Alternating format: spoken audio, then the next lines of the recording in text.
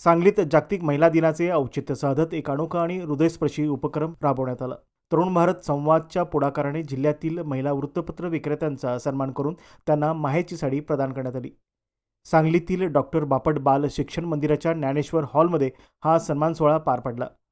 कुटुंबाची जबाबदारी सांभाळत पहाटेपासूनच वृत्तपत्र वितरणाचे काम करणाऱ्या जिल्ह्यातील 38 महिला वृत्तपत्र विक्रेत्यांचा यावेळी गौरव करण्यात आला.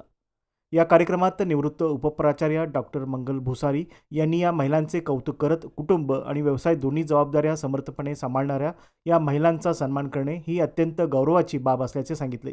तर नगरसेविका ॲडव्होकेट बल्किस बुजुर्ग शेख यांनी वृत्तपत्र विक्रेत्या या आधुनिक काळातील हिरकणी असल्याचे गौरवोद्गार काढले.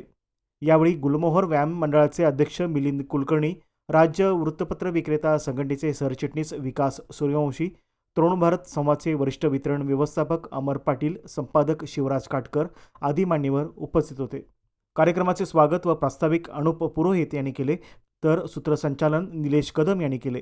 महिला दिनानिमित्त महिला वृत्तपत्र विक्रेत्यांचा सन्मान करत त्यांना माहेची साडी देण्याचा हा उपक्रम उपस्थितांच्या मनाला स्पर्शून गेला. आंतरराष्ट्रीय महिला दिनाच्या निमित्ताने आज दैनिक तरुण भारतने आणि त्यांच्या टीमने आणि त्यांचे व्यवस्थापक, चेअरमन वगैरे या सर्वांच्या वतीने आज या ठिकाणी स्त्री वृत्तपत्र विक्रेत्यांचा सन्मान सोहळा, सत्कार म्हणण्यापेक्षा सन्मान आणि कौतुक हा सोहळा या ठिकाणी साजरा झाला.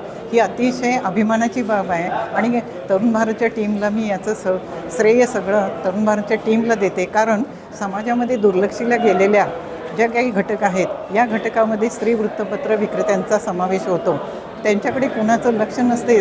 सकाळी पहाटे उठून सगळ्यांच्या ठिकाणी दारोदारी पेपर वाटत जाणे ही गोष्ट किती दुर्लक्षित आहे.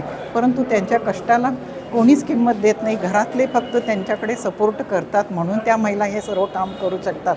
परंतु आज दैनिक तरुण भारतच्या टीमनं हे अतिशय उत्कृष्ट कार्य केलेलं आहे की जेणेकरून त्या सर्व महिलांना अतिशय चांगल्या पद्धतीनं मोटिवेशन मिळालेलं आहे. हे आम्ही त्यांच्या डोळ्यामध्ये पाहिलेलं आहे. त्या सगळ्या स्त्रियांच्या डोळ्यामधला आनंद पाहून आम्हीसुद्धा खूप भारावून गेलेलो आहे. आणि हा सर्व कार्यक्रम झाल्यानंतर मात्र त्या वृत्तपत्र विक्रेत्यांनी, स्त्री आणि त्यांच्या मागील पुरुषांनी देखील मनोगत जी व्यक्त केली ती अतिशय हृदयस्पर्शी होती. म्हणजे हृदयाला चाटून गेलेले आहेत. म्हणजे आम्ही कुणाकडं लक्ष देत नाही आहे असं आम्हाला वाटून गेलं एक क्षणभर. कारण अशा प्रतिकूल परिस्थितीमधून वर येऊन आत्ता सध्या ते चांगल्या परिस्थितीमध्ये राहतात, कोटीची कामं करतात, तरीसुद्धा अजूनही त्यांनी हा व्यवसाय सोडलेला नाही.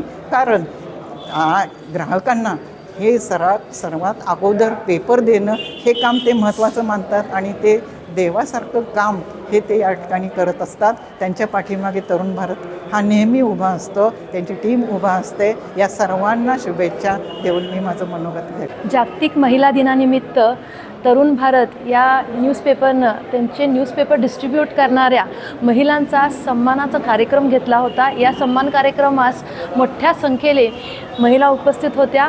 खरोखरच आधुनिक काळातील या हिरकणींचा जो सन्मान समारंभ त्यांच्या न्यूजपेपरनं घेतलेला आहे त्याबद्दल तरुण भारतचे आभार. आणि अशाच प्रकारे त्यांनी महिलांना सन्मान देऊन महिलांचा जे एक त्यांचा कर्तृत्वाचा सन्मान आहे ते नेहमीच तरुण भारतने केलेला आहे आणि याच्या पुढे सुद्धा करत राहो याबद्दल मी सगळ्यांचा आणि तरुण भारतचा त्यांचा आभार मानते. दैनिक तरुण भारत या वृत्तपत्राच्या माध्यमातून जो वृत्तपत्र विक्रेत्या महिलांचा खास महिला दिनानिमित्त जो सत्कार आयोजित केलेला होता, या सत्कार सोहळ्यासाठी या कष्टकरी महिला ज्या आहेत त्या आपलं घर सांभाळून त्याचबरोबर आपल्या बाकीचा व्यवसाय सांभाळून या वृत्तपत्राचं विक्रीचं काम करतात. म्हणजे वृत्तपत्र बातम्या गोळा करायचं काम करतात, छापायचं काम करतात, पण जनतेपर्यंत पोहोचवण्याचं काम प्रत्यक्ष करणारे या ज्या वृत्तपत्र विक्रेत्या महिला आहेत यांच्या माध्यमातून होतं आहे. हा मुख्य वाचक आणि वृत्तपत्र यांच्यामधला जो कणा आहे. आणि या महिला दिनाच्या निमित्तानं आज जो सन्मान या ठिकाणी केला गेला ही चांगली म्हणजे गोष्ट आहे. त्या महिलांचा सन्मान हा निश्चितच अभिमानास्पद आहे. आणि तरुण भारत अशा या वेगवेगळ्या उपक्रमाच्या माध्यमातून वृत्तपत्र विक्रेते असतील, महिला असतील, वाचक असतील अशा वेगवेगळ्या माध्यमातून सन्मान केला जातो. निश्चितच हे तरुण भारत वृत्तपत्राचं काम निश्चितच कौतुकास्पद आहे आणि असेच वेगवेगळे उपक्रम तरुण भारतनी राबवावेत. जागतिक महिला दिनाच्या निमित्तानं आज सांगलीमध्ये दैनिक तरुण भारत परिवाराच्या वतीनं वृत्तपत्र व्यवसायामध्ये विक्रेता म्हणून काम करणाऱ्या महिलांचा सत्कार या ठिकाणी आयोजित केला होता. सांगली शहरामध्ये तसेच जिल्ह्यामध्ये साधारण 60 ते 70 महिला या वृत्तपत्र विक्री व्यवसायात काम करत आहेत. पहाटे 3 वाजल्यापासून पुरुषांच्या खांद्याला खांदा लावून वृत्तपत्र विक्री आणि वितरणाचं काम करणाऱ्या या महिला भगिनी संसाराचा आपला गाडा चालवताना या वृत्तपत्री विक्री व्यवसायाच्या माध्यमातून आपल्या पतीलाही मदत करत असतात. अनेक ठिकाणी महिला स्वतंत्रपणे वृत्तपत्र विक्रीचा व्यवसाय करत आहेत आणि अशा या महिला भगिनींचा सत्कार दैनिक तरुण भारतने आज या ठिकाणी घडवला. त्याबद्दल दैनिक तरुण भारतचं खूप खूप अभिनंदन.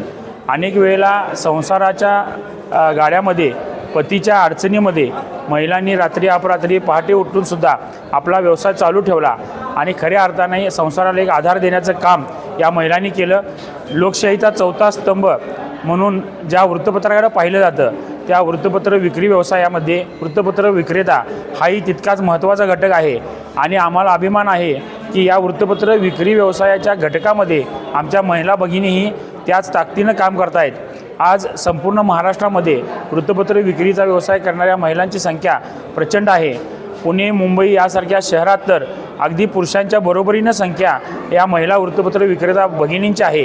कोरोना काळातसुद्धा या महिला भगिनींनी आपला व्यवसाय बंद न करता प्रत्येकाच्या घरी वृत्तपत्र पोचवायचं आणि त्या माध्यमातून खरी माहिती लोकांच्यापर्यंत पोचवायचं काम केलं आणि अशा या महिला भगिनींचा सत्कार आज या ठिकाणी आयोजित केला. दैनिक तरुण भारतचे खूप खूप आभार.